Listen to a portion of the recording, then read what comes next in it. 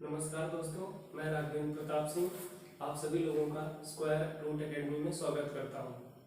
आज मैं आप लोगों को एक टॉपिक जो कि मैट्रिक्स में बहुत ही इम्पोर्टेंट टॉपिक है, relation between a square matrix of order n and it's adjoint matrix, देखते हैं। जैसा कि हम लोग जानते हैं कि ये रिलेशन मैट्रिक्स एनालिसिस में इस इक्वेशन से दिया जाता है कि अगर हमारे पास कोई भी मैट्रिक्स है A is equal to Aij of order n cross n, then this relation is given by A dot adjoint of A is equal to determinant of A into identity matrix of n cross n order, of course, is equal to adjoint of A into A. We are calling this equation number 1. If we see this equation number 1, from equation 1 it clearly states that every square matrix commutes with its adjoint matrix. मतलब हर square matrix अपने adjoint matrix के साथ commute करती है और उसकी value किसके बराबर होती है, a into adjoint of a, और adjoint of a into a calculate करें तो हमें वो वैल्यू क्या बराबर मिलती है कि determinant of a times identity matrix of n cross n order. अब इस इक्वेशन नंबर 1 में अगर हम दोनों तरफ डिटरमिनेंट ले लेते हैं तो हमें क्या मिलेगा, डिटरमिनेंट ले लिया दोनों तरफ। अब हमें एक फैक्ट पता है कि determinant of A B is equal to determinant of A into determinant of B, but ये रिजल्ट हर मैट्रिक्स के लिए ट्रू नहीं है। ए और बी मैट्रिसेस दोनों स्क्वायर मैट्रिसेस होनी ही चाहिए, तभी ये रिजल्ट ट्रू होगा। दूसरा एक रिजल्ट और हमें पता है कि हमारे पास अगर कोई कांस्टेंट k है, a टाइम्स कोई स्क्वायर मैट्रिक्स है, तो उसकी वैल्यू होती है k to the power a into determinant of a। यहाँ पर k कोई कांस्टेंट है, तो यहाँ पर अगर हम देखें यहाँ पर k का काम कौन कर रहा है, डिटरमिनेंट ऑफ a, और a का काम कौन कर रहा है, identity matrix of order n। तो इस हिसाब से यहाँ पर क्या हो जाएगा, ये क्या मिलेगा तुम्हें, determinant of a into determinant of adjoint of a, ये क्या मिलेगा, k to the power n means determinant of a to the power n into determinant of a की वैल्यू क्या है 1 means determinant of identity matrix which is nothing but determinant of a to the power n into 1। Suppose इन दो को ही ले रहा हूँ मैं, इन दो इक्वलिटी को ले रहा हूँ, इसको छोड़ दे रहा हूँ, तो ये क्या मिल जाएगा तुम्हें, डिटरमिनेंट ऑफ a का पावर n। अब यहां से देखो क्या मिल रहा है, एडजॉइंट ऑफ a का जो डिटरमिनेंट है मिलेगा डिटरमिनेंट ऑफ a का पावर n माइनस 1। ये रिजल्ट कि अगर तुम्हें a मैट्रिक्स का डिटरमिनेंट पता है तो उस मैट्रिक्स के एडजॉइंट मैट्रिक्स का डिटरमिनेंट आप कैसे निकालोगे, जो मैट्रिक्स का ऑर्डर है determinant of a to the power n minus 1 where n is the order of the matrix. अब यहाँ तक तो बहुत अच्छी बात है, यहाँ तक तो कोई प्रॉब्लम नहीं। अब थोड़ा और देखते हैं कि सपोज इस वाले रिजल्ट में, suppose I am calling this equation number 2, इस रिजल्ट में अगर मैं a is equal to adjoint of a put कर देता हूँ, put a is equal to adjoint of a in 2, तो तुम्हें क्या मिलेगा, determinant of adjoint of a की जगह पर क्या, adjoint of a, adjoint of a is equal to फिर से डिटरमिनेंट ऑफ a की जगह पर क्या, एडजॉइंट ऑफ a का पावर n माइनस 1, ये मिल जाएगा। अब पहली चीज तो ये कि ये क्या मिल गया, एडजॉइंट ऑफ a। तो जैसा कि हम जानते हैं कि अगर हमारे पास कोई भी स्क्वायर मैट्रिक्स है तो उस स्क्वायर मैट्रिक्स का हम एडजॉइंट मैट्रिक्स निकाल सकते हैं। Suppose a is a matrix and उसका एडजॉइंट मैट्रिक्स क्या आ गया, एडजॉइंट ऑफ a। अब हमें पता है एडजॉइंट ऑफ a जो आया वो फिर से एक स्क्वायर मैट्रिक्स ही मिलेगी, सपोज वो एडजॉइंट मैट्रिक्स क्या हो गई, c। तो अब c मैट्रिक्स का भी तो फिर से हम एडजॉइंट निकाल सकते हैं ना, तो इसका मतलब क्या हो जाएगा, adjoint of c, but c is nothing but adjoint of a। इसका मतलब एडजॉइंट ऑफ ए। इसका मतलब कोई अगर स्क्वायर मैट्रिक्स ए है तो उसका आप 2 बार 3 बार 4 बार 5 बार m टाइम्स एडजॉइंट निकाल सकते हो। तो इसका मतलब ये क्वांटिटी का कोई ना कोई मीनिंग जरूर है, ऐसा नहीं कि इस क्वांटिटी का कोई मतलब ही नहीं। और मीनिंग क्या है, ये भी एक स्क्वायर मैट्रिक्स ही होगी, और अगर ये स्क्वायर मैट्रिक्स है तो इसका डिटरमिनेंट निकाला जा सकता है। अच्छा, इसी तरीके से अगर हम m टाइम्स डिटरमिनेंट ले लेते हैं, सॉरी m टाइम्स a का एडजॉइंट ले लेते हैं, तो हमें क्या मिलेगा, एडजॉइंट ऑफ इसी तरीके से एडजॉइंट ऑफ a क्या मिल जाएगा। अब यहाँ पर एक चीज और देखते हैं थोड़ा, ये जो एडजॉइंट ऑफ a है इसकी वैल्यू देखो इस वाले इक्वेशन नंबर 2 से, डिटरमिनेंट ऑफ a की पावर n-1 और यहाँ पर एक पावर n-1, यानी कि क्या हो जाएगा, डिटरमिनेंट ऑफ a की पावर n-1 का स्क्वायर। ये होल स्क्वायर नहीं है, केवल n-1 की पावर का स्क्वायर होगा। तो हमें क्या पता चला, अगर 2 बार एडजॉइंट है तो n-1 की पावर कितनी आ रही है, 2। इसी तरीके से अगर हम m टाइम्स एडजॉइंट लेते हैं ए मैट्रिक्स का, तो हमें क्या मिल जाएगा, डिटरमिनेंट ऑफ a का power n-1 to the power कितनी, m, जितनी बार एडजॉइंट उतनी बार n-1 की पावर। तो यहां से हमें ये एक रिजल्ट मिल गया। अच्छा, अब इस रिजल्ट को थोड़ा और अच्छे से देखते हैं, कोई एक एग्जांपल लेके। तो देखते हैं, find determinant of adjoint of a matrix where a is nothing but diagonal of 4 3 -1 1, diagonal matrix of order 4। तो देखते हैं क्या वैल्यू होगी। तो यहाँ पर देखो एडजॉइंट कितनी बार लिया गया, 2 बार, तो यहाँ पर m की वैल्यू 2 और n की वैल्यू कितनी है, 4। अगर हम सॉल्यूशन की बात करते हैं और इस इक्वेशन नंबर 3 से कंपेयर करते हैं, तो हमें क्या मिलेगा, m का वैल्यू मिलेगा हमें 2, क्योंकि एडजॉइंट कितनी बार लिया गया है, 2 बार, और n क्या है, ऑर्डर कितना है, 4। तो उसकी यहाँ पर इसकी वैल्यू क्या हो जाएगी, एडजॉइंट ऑफ a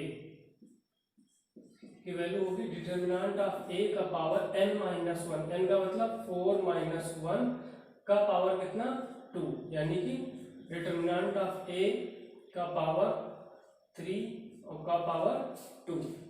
इसका मतलब क्या हुआ, डिटरमिनेंट ऑफ a का पावर 9। अच्छा, अब अननोन क्वांटिटी क्या रहेगी, डिटरमिनेंट ऑफ a, ये चीज हमें निकालनी है। तो देखते हैं, डिटरमिनेंट ऑफ a क्या हो जाएगा, हमें पता है कि a एक ऐसी मैट्रिक्स है, डायगोनल मैट्रिक्स है। अगर ये डायगोनल मैट्रिक्स है तो determinant of a is nothing but simply the product of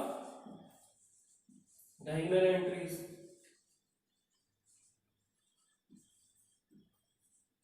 product of diagonal entries, अब product of diagonal entries, these are the diagonal entries. So क्या हो जाएगा, 4 × 3 × -1 × 1, तो कितना हो गया, 4 3 सा माइनस का 12। So answer will be here, this value will come -12 to the power 9। This is the answer, this is the answer. ये एग्जांपल आई होप आप लोगों को बहुत अच्छे से समझ आया होगा, अगर इक्वेशन नंबर 3 की हेल्प से हम इसको करते हैं। अब इसी एग्जांपल में थोड़ा और चेंज करने की कोशिश करते हैं, इसी एग्जांपल में हम थोड़ा और चेंज करने की कोशिश करते हैं। सपोज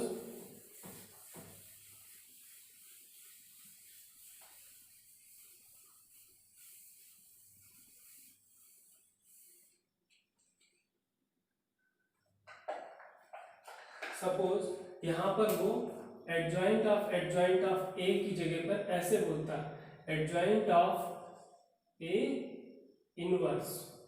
अब हमें फिर से पता है कि ए अगर कोई मैट्रिक्स है और उस मैट्रिक्स का अगर इनवर्स एग्जिस्ट कर रहा है तो ए इनवर्स भी उसी ऑर्डर की मैट्रिक्स होती है। तो उसी ऑर्डर की मैट्रिक्स होती है, और जहां पर ए आपको दे रखी है तब कैसे निकालोगे? तो फिर से वही चीज आती है, हमें क्या पता करना है? Adjoint of A inverse equal to, यहाँ पर क्या होगा कि जो भी चीज यहाँ पर लिखी हुई है ए, तो ए का काम यहाँ पर क्या कर रहा है? A inverse. तो उस मैट्रिक्स का डिटरमिनेंट, तो किस मैट्रिक्स का डिटरमिनेंट? ए इनवर्स का determinant to the power n minus one to the power m। हमें पता है n और m की value 4 minus one to the power 2।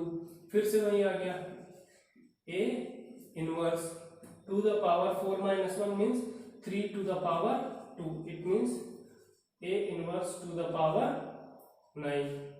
और फिर से अननोन क्वांटिटी क्या बची रह गई?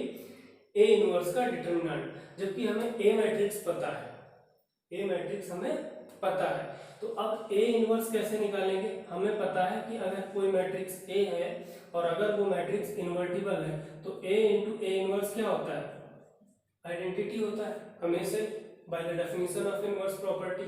अच्छा, अब इसमें अगर हम दोनों तरफ डिटरमिनेंट ले लें तो क्या मिलेगा? फिर से इस वाली प्रॉपर्टी का यूज करेंगे कि ए बी स्क्वायर मैट्रिक्स है, उसका इनवर्स भी स्क्वायर मैट्रिक्स होगा। तो ये वाला determinant of A B is equal to determinant of A into determinant of A B. तो determinant of A inverse equal to determinant of identity matrix, nothing but 1.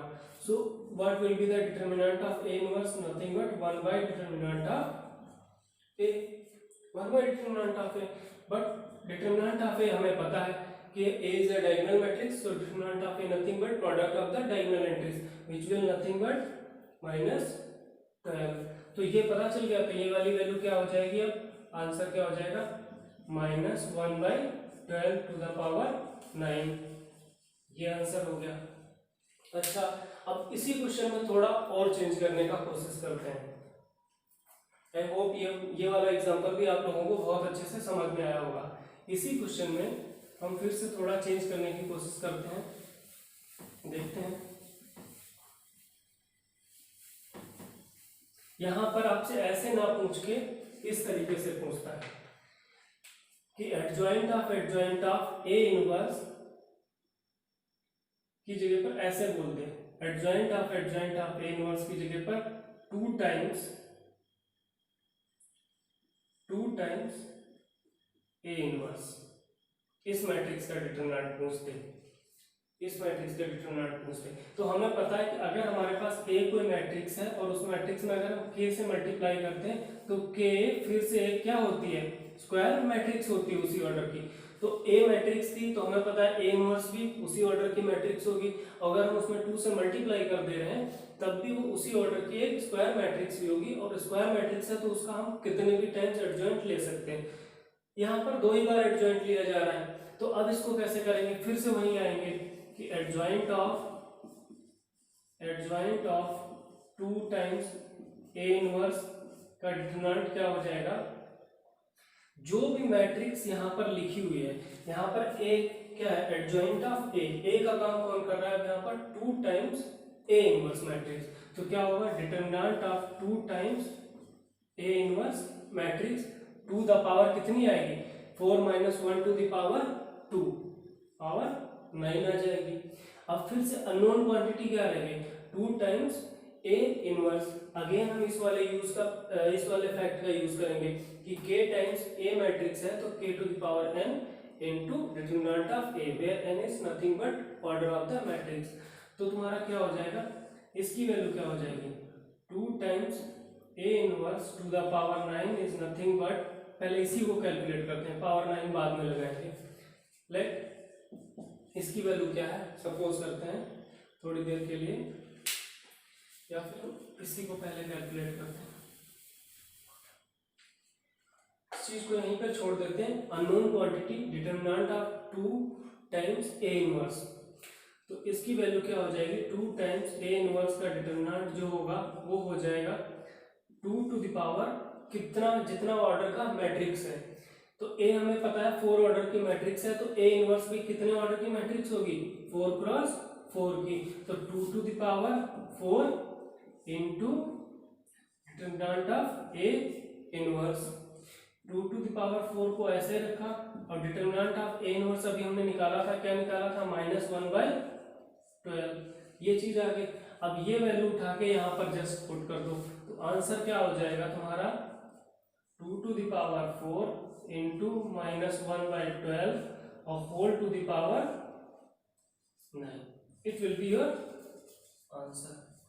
तो अब एक कॉन्सेप्ट से बहुत सारे तरीके के क्वेश्चंस सीख सकते हो, बशर्ते आपको बस अच्छे तरीके से सोचना है, उस कॉन्सेप्ट को डीपली जाके देखना है कि क्या कहना चाह रहा है वो कॉन्सेप्ट, और उसके बाद आप इम्प्लीमेंट कर सकते हो बहुत सारे एग्जांपल्स में। धन्यवाद।